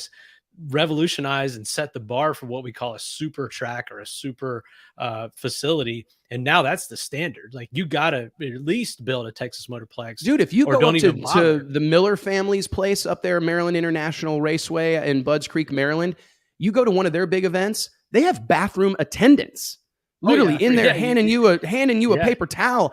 And I think that, but is it any surprise that Maryland International Raceway is super successful? I'm not saying it's all about bathroom attendants, but it's a microcosm that I think represents the whole thing. If you're going to bring your kid, your wife, and you're trying to sell your wife on that and tell, hey, the bathrooms are clean and they even have attendants in there. You got a better shot at making that a whole family event rather than, just you and your buddies going out there and kind of weathering, because our standards are different, right? But I think that to me, the moral of it is that when you used to set out to build one of these tracks, I feel like it's like, we're going to build this and make a lot of money. But now if you're setting out to it, you've got to have two goals. You got to be passionate about it and have a goal to make money. It takes both. If you're just trying to make money and you're not passionate about the sport, I think that there are easier ways to make money if you've agreed. If you're looking to buy. That's why if you look at Houston Raceway Park, right? Yeah. I had a conversation with Seth Angel a couple of weeks ago, the owner of the track. One of the Angel family owns Houston Raceway Park, or they hold the lease. They've sold the property, but they hold the lease on the drag strip. And Seth Angel said to me, he goes, man, we can have a music festival here and put 60,000 people through the gate. And I think that that's another challenge that lands on the shoulders of track operators, is turning these events, these facilities, these racetracks into multi-purpose events. So going back to Bandamere, right?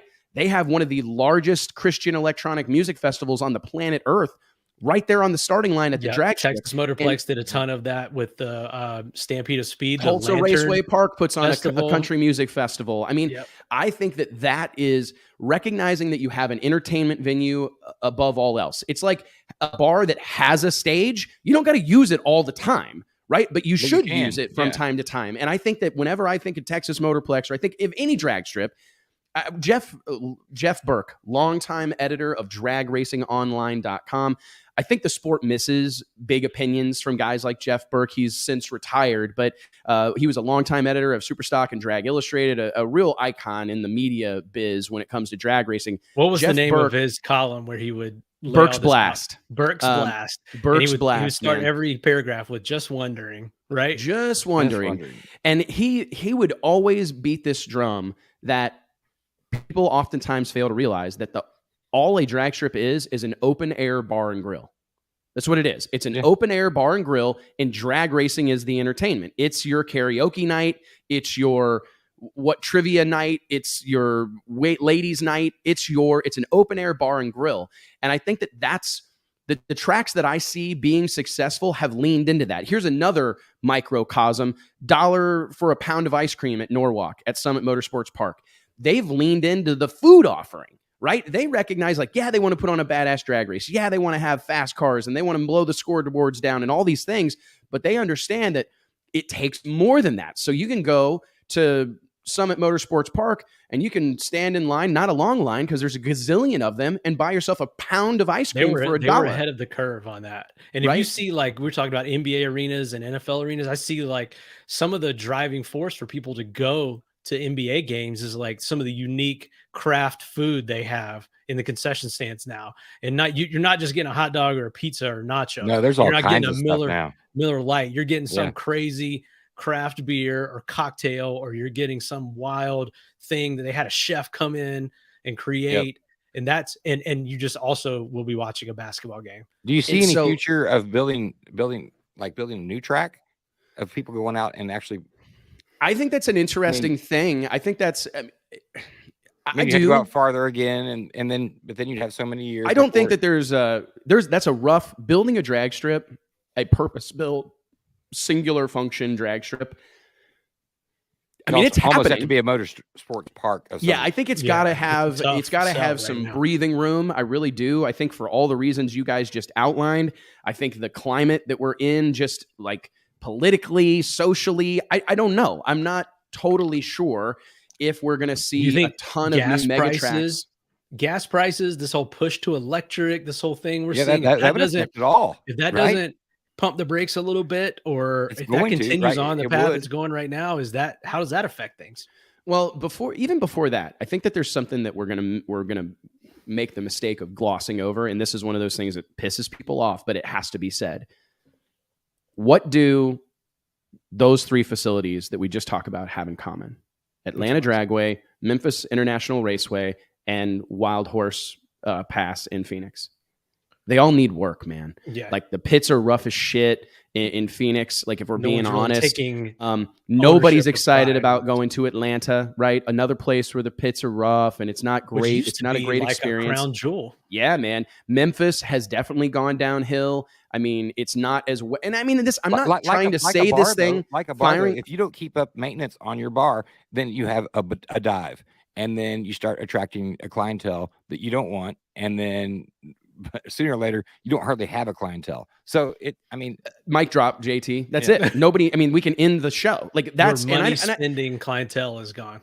Yeah, and I mean, I'm not trying to be negative or call anybody out, but that's the message to me is that you have to invest. And what sucks is this happens on a multitude of levels. Like I see it at small tracks. I mean, I go back to growing up in Missouri, right? And some of the tracks that we would go to, every time we would roll through the gate, you just go, damn, guys, can we pour some new gravel? Can we pave some of this? Like, we're going to spend 6 weeks cleaning our shit up.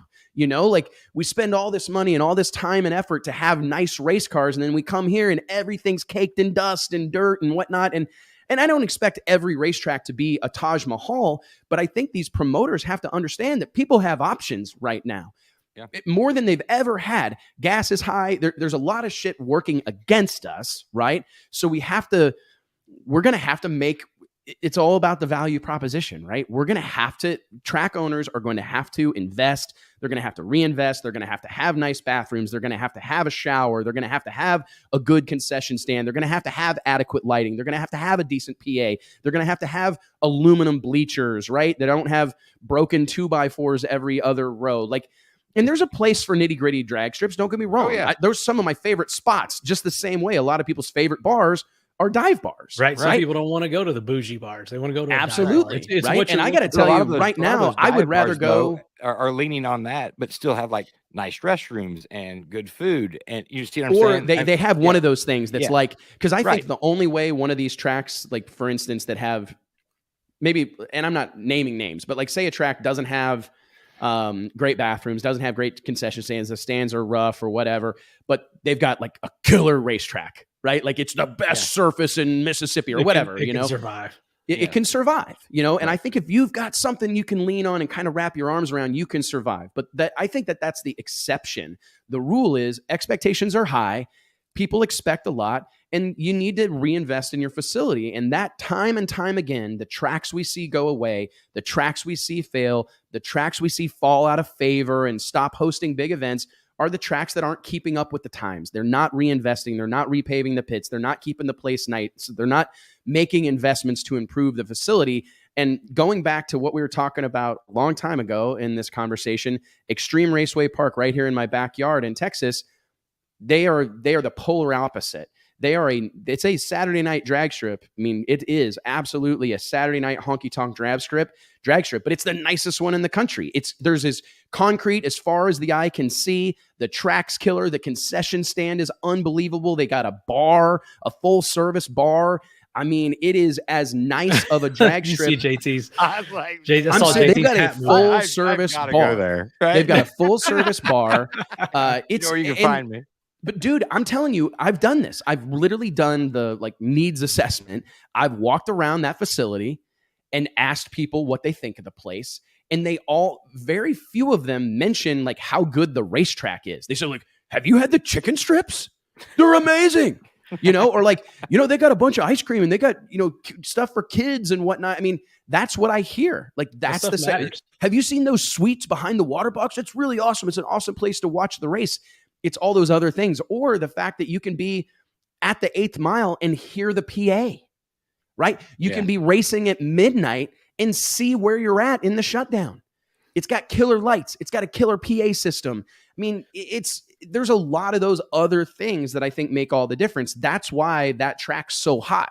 That's why there's so many successful events happening there, is because you got track owners, Clyde Scott, and track manager, GM, Galen Smith, that are pouring their heart and soul and investing and spending money because they're treating it like a real business, right? I mean, if you opened a restaurant and you really truly wanted it to be successful, you wouldn't just let it turn to shit over time, right? I mean, and I think JT and I, we know spots like that. Oh yeah. We literally know spots that like could be something so special, but they don't want to spend any money, right? Yep. They want to keep buying shit. And I get it. Scared money don't make no money. With that, with all these track closings, does this set the stage for the NHRA to maybe pull back a little bit? Yeah, that was going to be my question. With keeping up with the times, we talked about that. Keeping up with the times. Does 20 make sense? Because it worked for Pro Stock, right? I mean, yeah. I think that's that's, to me, we talked about having to reinvest or keep up with the times and adjust to these changing factors in our world. And I think that this perhaps is a time for NHRA to take a look at this, to where the former ways with gas prices, with the travel. I was just thinking about these guys. All right, we start in Pomona, then we go to Vegas, or I'm sorry, to Phoenix. So you're staying out there on the West Coast. That makes sense. But then you've got to truck all the way to Gainesville, Florida. Then you've got a couple weeks off. Then you've got to go back to Las Vegas. And what we're asking these teams to do, and the crazy travel and the crazy number of races, I think as you're losing tracks, it's a perfect opportunity to reframe the conversation instead of, hey guys, we need to trim the schedule to, due to various factors or whatever. It's just kind of a convenient opportunity to change the schedule, reduce it, optimize it better for travel, especially for these teams that are struggling or on the back end of the qualifying ladder, and really make some changes. But I think that, and Wes, I'm sure you'll agree with this, that just based on the NHRA's business model and from what we know of it, essentially the more races, the number of fans they can get through that gate, the better off they are.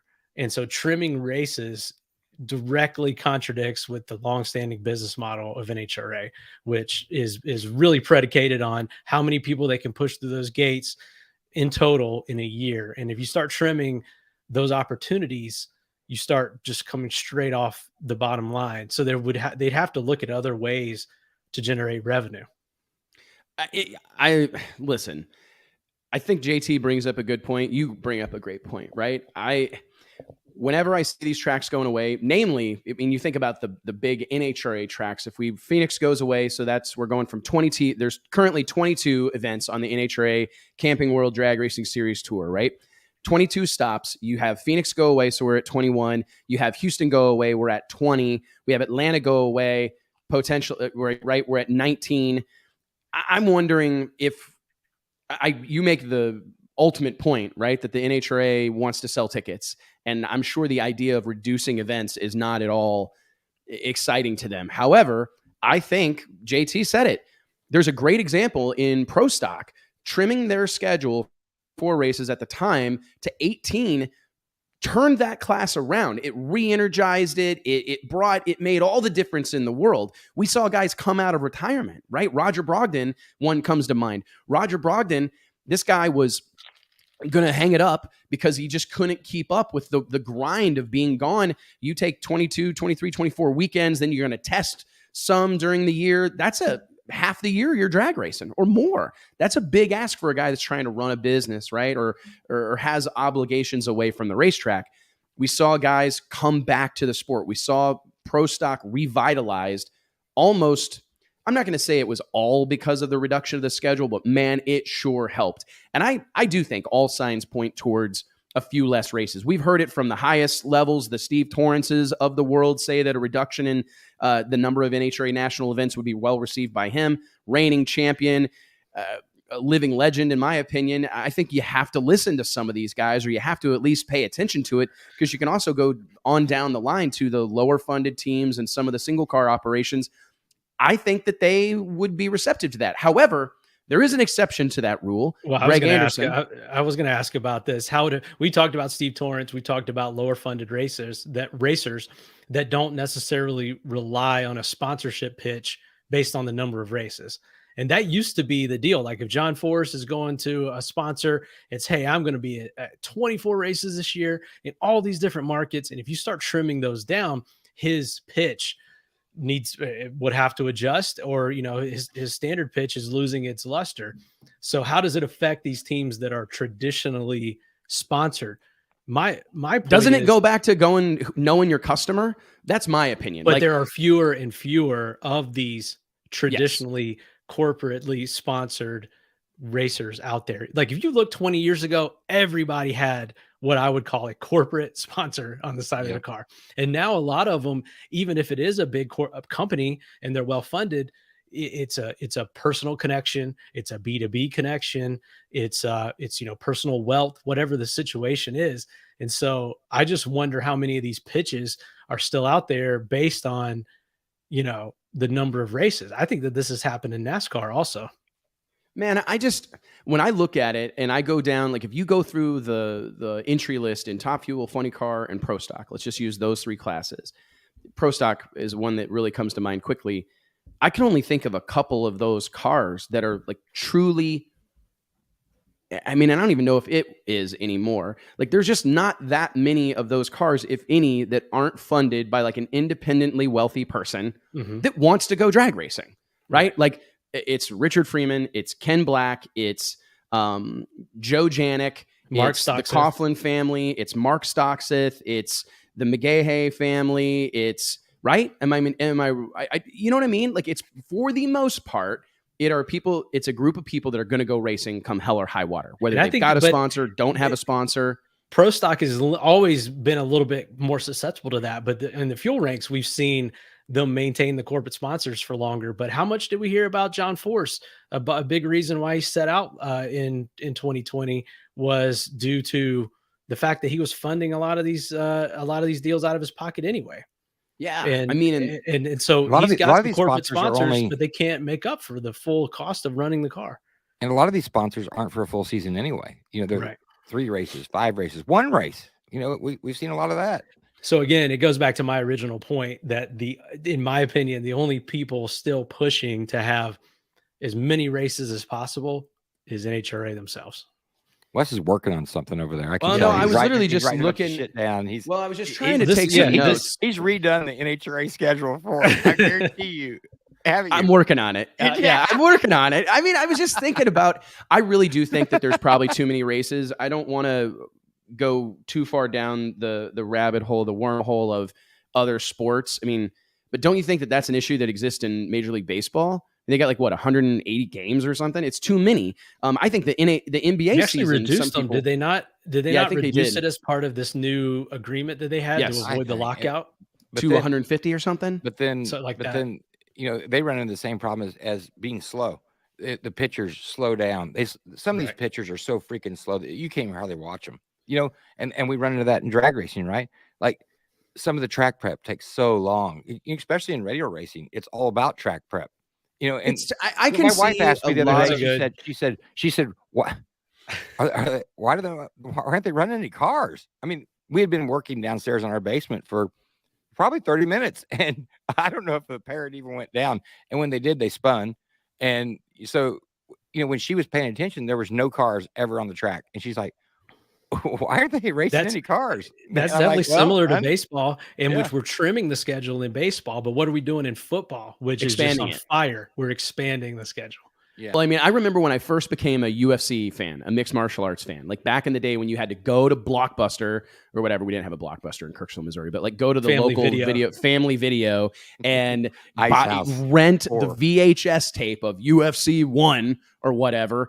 Like there was like one UFC a year, right? And then at some point, kind of when it was really exploding, there was like a UFC pay-per-view monthly, and it was kind of easy to keep up with. You knew who the players were. You knew who the badass guys were. Bare knuckles, and they were fighting 3 times a night. And that was even before that. But I mean, crazy, right? But now in 2022, there's like a UFC 2 nights a week.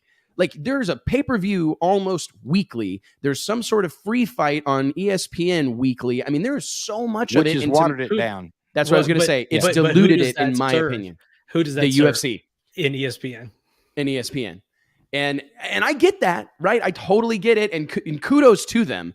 But I will say that it's kind of lost me. It's weird because it's this, think about it. It's like things flipped over, right? Because I feel like they won me over because it was easier to follow. And I had limited attention and they had just enough to kind of occupy the limited attention that I have to give to it. And they had good characters.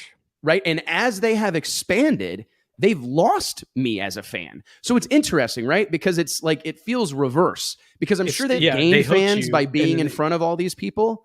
Right. Do you understand what I'm saying? It's so backwards. It's back-asswards completely. The value, whatever proposition, I don't know, the allure of it. They started out to serve you. They hoped to hook you. And then everyone got so hooked and they flipped it and were like, these people don't care what we do.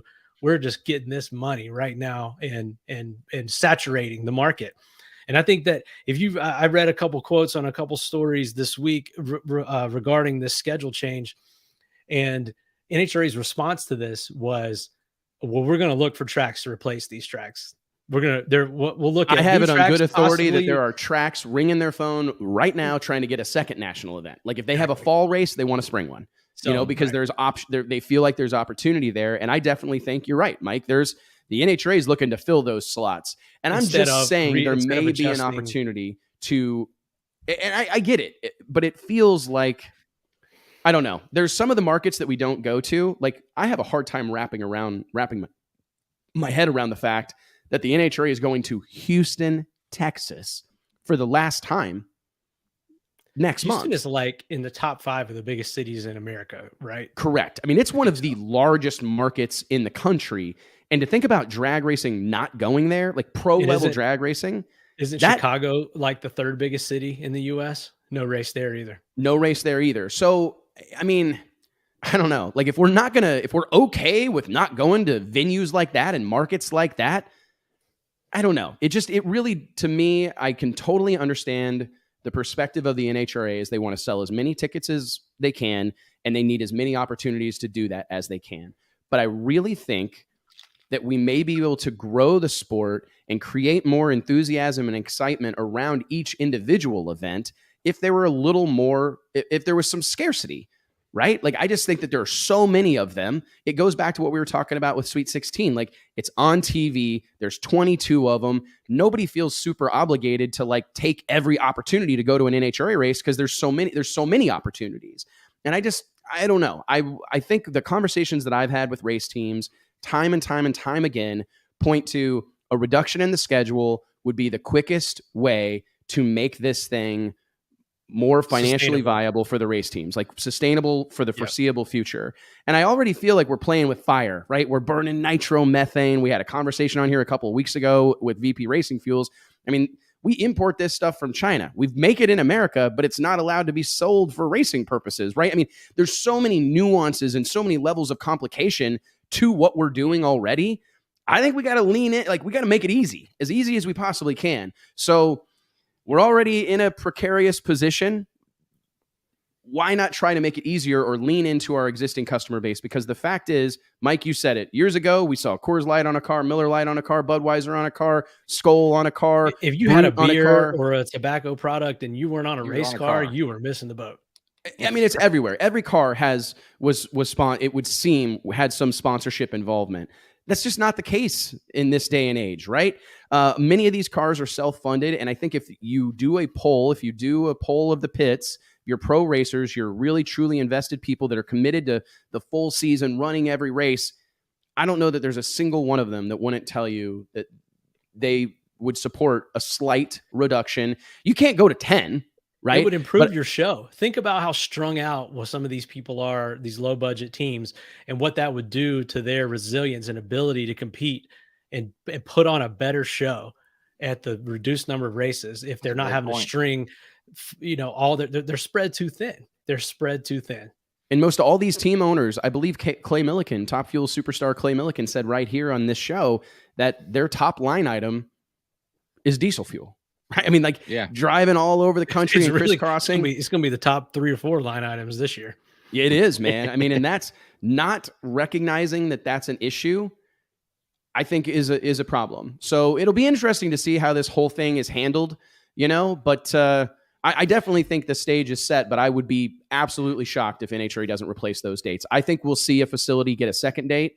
We'll see another situation like Charlotte and Vegas where there's a spring and a fall race. We'll see one of these fall tracks that are in a good market. They'll get a second race. That's my guess. Speaking of Charlotte and Vegas, that's two of the next races coming up where we've actually seen some investment, right? I mean, Vegas just became 4-wide a couple of years ago. Now we've got 2 4-wide races on the schedule. The ZMAX has long been the Bellagio of drag strips. This kind of goes exactly against what we've just said about using a parcel of land or building a mega facility or races having second dates like we just said. So that's the races that are coming up on the schedule. What do you guys take on 4-wide racing now that we have 2 of them a year? We do. We have Vegas coming up this weekend, and it seems like every press release we get from drivers, has their thoughts on what they think of 4-wide racing. I can't get away from that. I know. And so I guess this last topic, we'll just dive in to our likes and dislikes of the 4-wide. I personally, I kind of dig it, man. It's something different, If I had $1 for every time JT said he just likes something that's kind of different, I'd be a bazillionaire. Well, I had to go out here and try to buy the same exact truck as you've got. I like different shit. Yeah, I mean, do you like chrome wheels, JT? No, but I will tell you, like everybody's kind of got, and this is stupid, but on golf carts, everybody's got wheels on their golf carts around here now, right? And everybody has put black ones on. And so the other day when I was looking to order some, I'm like, maybe it's time to go back to some chrome ones or something. Oh boy! Oh my gosh! What's funny is Mark Twain. This is one of my favorite quotes. I heard it the other day. History doesn't repeat itself, but it rhymes. Right. Oh, yeah. And it's kind of interesting, right? Like, because history doesn't repeat itself, but man, it does rhyme. Like what goes around comes around. Like those things are true. It will. I think about, let me jump in real quick. Just like my take on 4-wide racing is I don't like it from a racer standpoint. I've never competed in it and we never raced in 4-wide, obviously, but I think the racers have adapted to it over time and grown a little bit more less hateful toward it, I guess you would say. I still don't think they like it, but it's tolerated at this point. And I think they recognize it as a necessary evil for appealing to the mainstream and appealing to fans. And if you go to one of these races, I can speak for Charlotte specifically because I go to both of those races every year. The 4-wide race, to me, is better promoted by NHRA and the track itself. And the awareness in the area is high. And everyone wants to go see this spectacle that is 4-wide racing. And that place is packed. I think initially the first few years, it was slow to take off. But I would say the last 2, 3, 4 years I've been, especially on a Saturday, if the weather's beautiful, it's a complete sellout. It's complete pandemonium. And then if you come back in the fall when the weather's arguably just as nice and you've got pretty much all the same classes competing, but it's 2 wide, the place is a ghost town. And to me, that shows, even though we don't like it as racers, maybe we don't like it as the sport or as traditionalists, it's the type of thing we've got to embrace when it comes to putting on a show and to maybe hook a few more non-fans or mainstream fans on the visceral experience of drag racing. And I think that to me, that's what it serves to do more than anything. Did you write that shit? You wrote no, it. Man. Wing it. Complete wing it. Okay. You wrote that down. I did. I swear. saw you looking down. Yeah. All right. Well, no.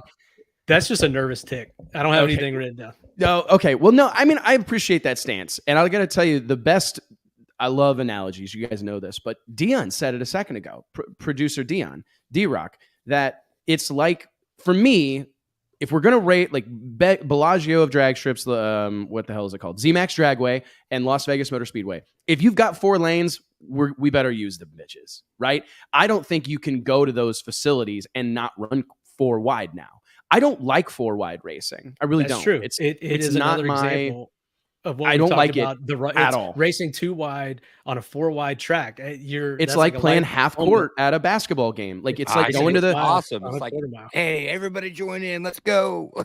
I listen. I don't like it. I mean, I find drag racing to be and people struggle with me when I say this, but you don't like this. You don't like when I say this word, but there's a certain romance to drag racing. And it's a gunfight, man. I mean, JT doesn't romantic about a gunfight. Yes, there is. There isn't. Gritty. There is okay, you know what it is? Not romance. There's an intimacy. There is an absolute intimacy to drag racing. 2 people. Drama. No, it's two. It's one versus the other. And I just really think it's a fist fight. What? It's a fist fight. That's what I'm saying. And I think I don't want to watch. Have you seen those Russian MMA fights where they put like 18 people in the cage and they all fight one another? It's a real thing. The Royal Rumble. Yeah, and it's like, I don't know. There's a time and place for a Royal Rumble. Never liked the Royal Maybe. Rumble. I truly believe drag racing is an intimate sport. It's mano-y-mano. It's a gunfight. It's a duel. It is 2 people lining up in their respective hot rods. First one to the finish line wins. It's easy to follow. And I think that adding those 2 other lanes. Yeah, no. I'm just saying I don't like it. I don't personally like it. I'm not saying it doesn't serve a purpose. Like, calm down, T. It absolutely serves a purpose. I think it serves a purpose. We don't like it, but it serves a purpose. And I think that Bruce and that's Smith all I wanted to say was that motorsports really were visionaries, or whatever you want to say, for seeing that. And they knew they're businessmen first and smart people. And they knew, even though it was going to piss everybody off, that this was the way to do something different.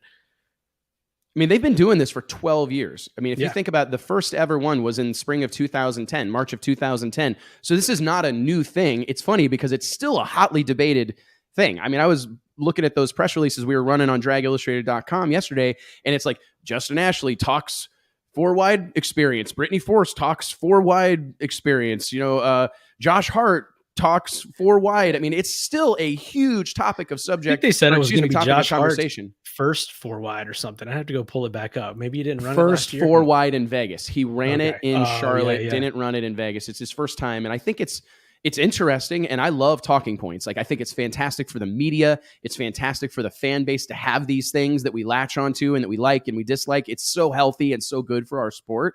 We got to have them. And I'm not saying that just because it's not my personal preference, we shouldn't do them. But I do truly believe that if you have a 4-wide drag strip, for me, it makes no sense to use it 2 wide. Like that's what it is. We it's would a be 4-line hypocritical facility if we didn't say that, because it is exactly the same as running 1/8 mile and a 1/4 mile or whatever. It's all about the venue. If you've got 4 lanes and you're only using 2, a lot of your fans in the stands are probably going to say, why aren't they using these other 2 lanes? I think every track ought to have 4 lanes. And then when they oil 2 down, then they go to the other 2. I've always thought that would be a good use for it too, but because of the cost of just prepping 2 lanes for just in case, they don't do it. But having 4 lanes also moves the fans further away, especially on the one side that they're not racing. Obviously, not only are they the standard width back, but now they're a whole track width apart too. So if you're not racing cars over there, those fans on that side suffer. And I swear, it also removes a complete round of racing. We've glossed over that. Oh yeah, that's like, true too. Because you reduce the field quickly, and that's whenever I went to the 4-Wide Nationals with you a couple of years ago, Mike, in April at ZMAX in Charlotte. That was what we noticed. Remember, it was like 3:00 or 2:30 or whatever, and the race was over. It's like the next thing you know, we got 16 cars and blah blah blah blah blah. And it's this huge deal, and the next thing you know, they're running 4 wide, and that's the final. Yeah, you 16, 8, 4, 3 rounds, and it gets over quickly. And there are those that would argue that helps. Right, the show moves faster. It's a tighter, I'll say more concise thing. But I can't even figure out what the hell's going on. I'm watching the whole time, and I can't even look at the scoreboards. I have to look at the starting line to try to figure out which team's celebrating, so that I know who won. And most of the time they're wrong, so I kind of have to wait a second because there's a wife jumping up and down in one lane, and then someone grabs her by the shoulder and is like, "Hey, Susie, we lost. We got our doors blown off." Well, shit. It's like, damn it. You see the 2 is over there, and our number is the second one down, but the 2 doesn't represent us. There's this, I can't tell what the hell's going on. I can't tell. And they've had timing issues in this deal to where it exacerbates this whole problem. And we've seen cars visually cross the finish line. Just talking about it. Yeah. Well, I think I think the Sunday show, like to your point, Wes, when we were there, it does go by way too fast. But when it's Saturday and everybody's making a run and it's a full day long and you get to see every class that's on the grounds, people freaking love that deal. I'm going to say another closing note kind of on this 4-wide conversation. And I do want to take a second here at the end of the show and thank all of our sponsors. We blew through this bad boy today, and we will give our due to all of the companies that support this endeavor on the podcast in a multitude of different ways. We're experimenting with some stuff. But before I get into that, I do want to say that it's another example of I think you have to commit to something, because why aren't we running every single class 4-wide? I think that's another thing that's confusing. Like if you're going to go to a track and use 4 lanes for the pros, I think you got to run top alcohol 4-wide, top alcohol funny car 4-wide, comp eliminator 4-wide. You got to run them all 4-wide. Yep. And that will make it special for everybody and add to that whole new experience, excitement thing. It would be good for all of us in the media as well, because instead of just being able to pick the brains of our small pool of pro drivers, you could talk to all these other sportsman competitors about how they feel about the nuances of racing 4-wide or whatever. And it would just be a fun talking point for the next several years, I'm sure. But I would love to see a full-blown commitment. Like if we're going to run 4-wide at Las Vegas because we got 4 lanes, I think every time we go to Vegas, it should be 4-wide. I really do. I think the same for ZMAX. And maybe that would water it down. I'm being slightly hypocritical, right? Because I just said, but maybe you only go to those tracks once a year and you run there 4-wide because you know what I'm saying? Like maybe goes back to reducing the schedule. We've already lost a couple races. They're not going to trim those races now after losing Phoenix. So we'll see, man. It seems to be a little bit of a disconnect between what NHRA is trying to do and what these teams need to do to survive and to make this deal sustainable. So, a lot of interesting stuff, man. But I think that this was what do you guys think about the show, man? I mean, a lot of interesting topics to talk about this week leading into Vegas and the rest of the season. Did you guys catch our our early season evaluations on dragillustrated.com? I'm super proud of those, man.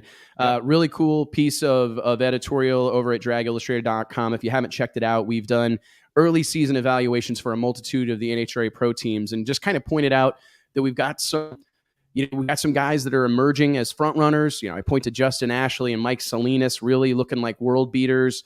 Mike Salinas in Top Fuel establishing himself as one of the class's best levers, which is crazy because literally a year ago you'd have said the exact opposite. He was one of the worst, right? He was out there telling people quite openly that he felt like he was the weak link. Hey, now he's out here winning races. You start having a wheel of pro mod, man. It'll change your life.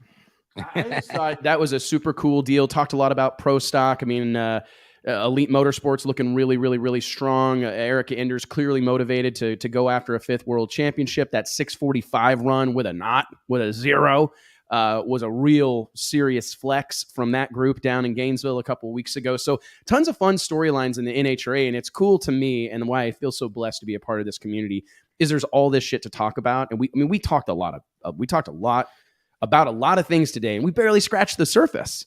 I mean, there's so many other things for us to explore. This season has been fun so far. As outside looking in, it's been great to watch so far. Yeah, it really has. And I am looking forward to the rest. Me too, man. This 4-wides this weekend. I mean, I bet this is the first time in your life, JT, that you're like going to be watching the NHRA race this weekend. Like, you're probably excited to watch it. Yeah, I may have it on the golf cart.